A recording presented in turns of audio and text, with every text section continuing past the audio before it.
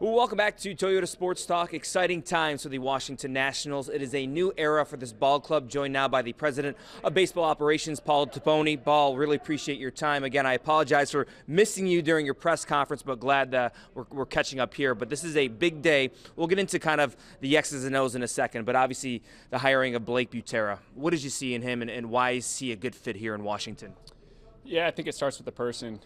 Blake actually mentioned it at the press conference there, but I think he just has values that align with what we're looking for organizationally. But then I think you can quickly pivot to the leader that he is, and he's gotten an uncanny ability, I think, to relate to people of all different backgrounds, ages, whatever it might be. And so the more I thought about it, I think so much of the role of a manager is creating tight relationships and then creating a really tight culture in the clubhouse, stemming off of those relationships. And we're fully trusting that Blake is going to be able to deliver on that. And I'm sure you saw when the hiring came out in the headlines, youngest Major League Baseball manager since the 70s. Why didn't the age scare you? Yeah, honestly, I think about it like as it relates to players, I think about it the same way, right? Like no one talks about some of the best players in the big leagues as being young or old or whatever. They just talk about their ability to play and produce or not, right? And for me, I think about it the same way with Blake, right? Like if you're able to play, if you're able to go out there and produce, like no one cares, right? And so we just had an underlying trust that he was going to go out there and be able to do a really good job. And you mentioned kind of the relationships aspect. President of baseball ops, manager, got to have a good relationship. How do you kind of build that and going forward here?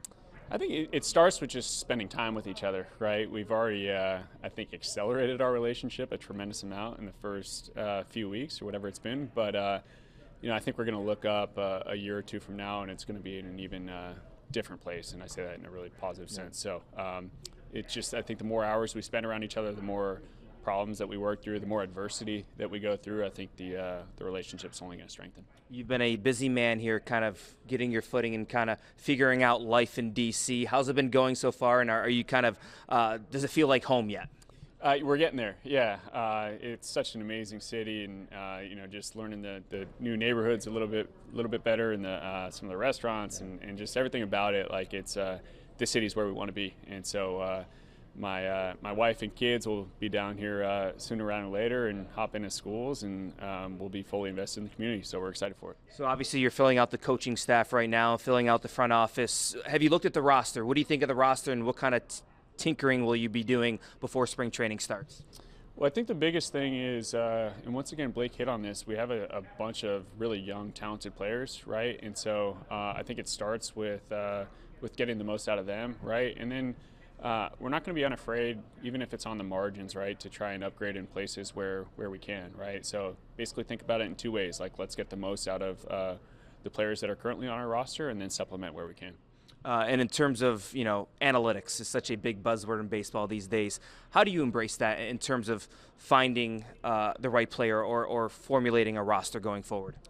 Yeah, in short, huge believer, and Blake feels the same way. I think what may get lost at times is the thought that, like, if you're a huge believer in analytics, like that doesn't mean you believe in the art of coaching, so to speak. And brought it up in the initial press conference we had, but I'm as strong a believer in that, right? And so if you have the best ideas in the world, but you can't ultimately implement it because you can't relationship build and some of these things, like it's not going to work, right? So our aim or our goal is to be best in both those areas. Like, hey, we're going to leverage analytics as best we can, but we're also going to do it with people that can explain it in very simple terms to our players, so ultimately they can integrate it extremely well. And in terms of specifically, like a Mackenzie Gore, he's a big player that's kind of been out there circulating possible trade bait. Where do you see Mackenzie fitting in your plan?